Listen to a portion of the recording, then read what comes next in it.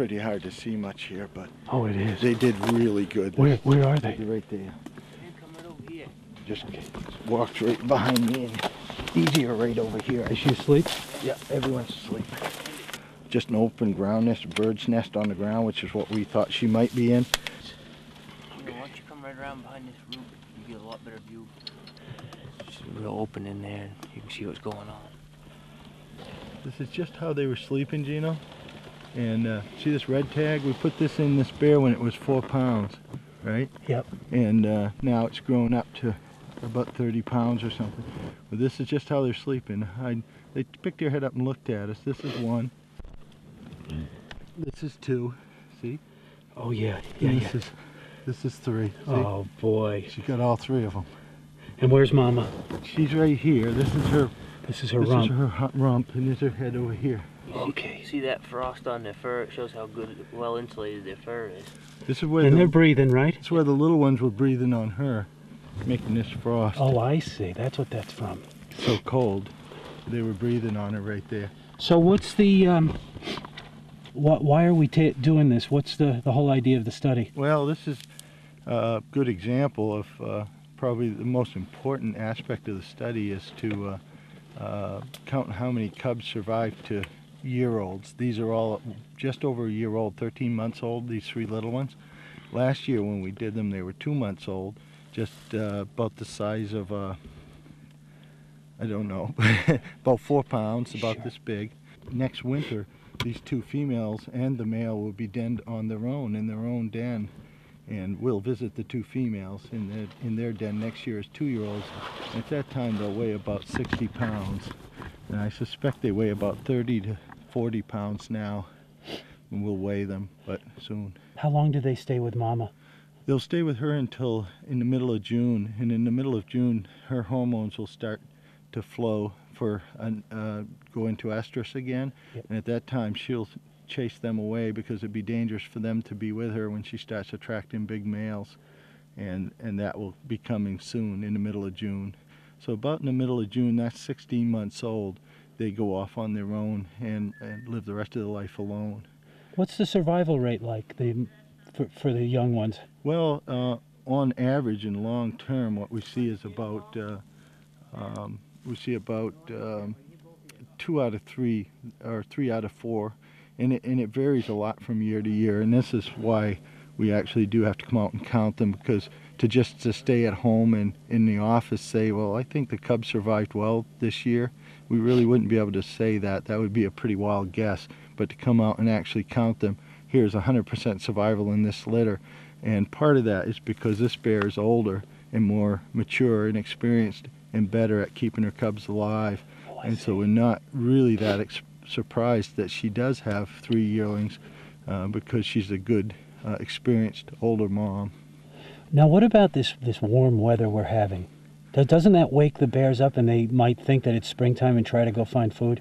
No, that usually doesn't affect them that way too badly. They're not going to leave until April. They've been here for 4 months.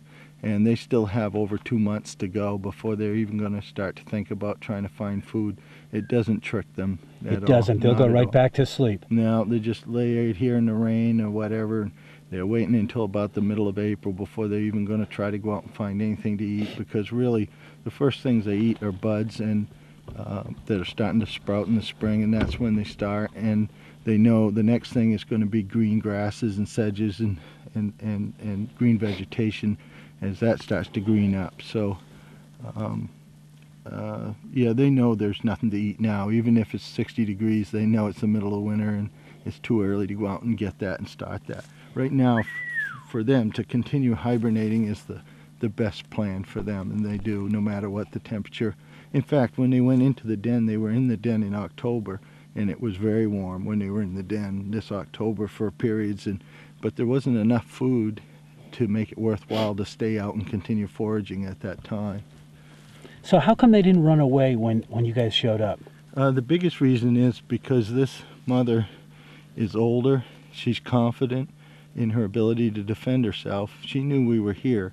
I was just 2 feet behind where I am now when I stuck her with the syringe pole. And did she see you? She picked her head up and looked at me and said, "That hurt." Oh, but she didn't know until then. She knew you were She around, knew but she I didn't was see. right next to her. Could she have woken up and come after you She that could have quickly? very, very readily. If I'd have come a little closer, I jabbed her from just back here, so I wasn't quite inside of her personal space. I was right here. She lifted her head up and looked right at me. If I'd have been here, she may have swatted me or something. But she is very confident that she can protect herself and protect these three little ones, even against the most scary thing, and that's a person. And she behaved herself very well, and that's why we chose this bear for today, because it's very difficult conditions without snow to catch them, because they know they can run. There's no snow to stop them. Yeah, right. And but normally the snow would just pile up around them. Pile up around them. A deep snow year, you would come in here on snowshoes, and there might be a little hole here. You can look down and see them. They'd be a lot more enclosed, and it'd be a lot harder for them to run away. They'd probably be a lot warmer too with snow, wouldn't it? Would be warmer. And it's a little cold right now. A lot of these open dens would be a lot warmer if the snow was insulating around them. But some of the bears actually choose to make a ground nest. This we would classify as a blowdown den, because they're using the shelter of the trunk of this cedar to help keep some of the rain and snow off them. It's a little more enclosed, but other dens, and the den she was in last year when she had these three little cubs, was simply a big nest on the ground.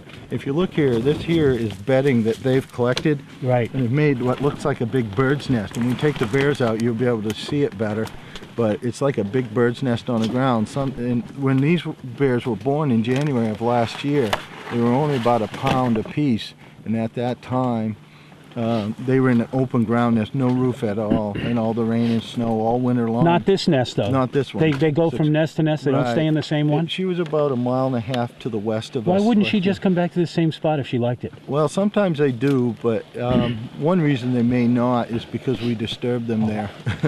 We do see about 1 out of 40 dens get reused. Most of the dens that get reused are not ground nests. They're usually holes that they prefer, and they'll go back to a hole on occasion because they really prefer that. We've seen one den actually be used 3 different times by the same bear.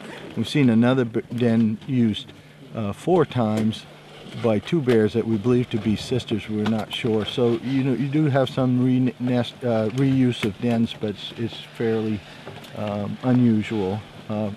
For what we see. We don't know. If we didn't disturb her here, she might stay here 3 more years in a row, but I suspect that that our disturbance does change. Sure, they'll smell. Now, will they wake up? The whole incident, she'll be able to remember that we actually approached her here. And will she move around at all and then go back to sleep? Do they actually get up and stretch and then go back to sleep, or they actually Not just... much. They don't move much. They don't move much. And they don't eat, drink, urinate, or defecate for 6 months. Oh my gosh. They've been here for 4 months. This is amazing. And a lot of rain has gotten around here. You know how it's been raining. Sure. And they're just as dry and comfortable and happy as could be for 4 months. One thing that's kind of amazing is how they don't smell at all. If you had almost any other animal here for 4 months, you would really be able to smell the animals. You can smell these bears, but you really have to get your nose right into the fur. And it's not a strong, bad smell. It's very mild and almost sweet smelling. So it's not a bad thing. I think what we will do, we have 4 bears to handle now. They're all drugged and asleep, but we should move at least a couple of these out and start working them. We'll have to measure them. The two female yearlings will get collars of their own, and the mother will get a new collar. And she's got the wire on her, right? Back. Or the transmitter. There's a transmitter right here. This is the transmitter on her, and this is how we found her. And without that, we would not have found her.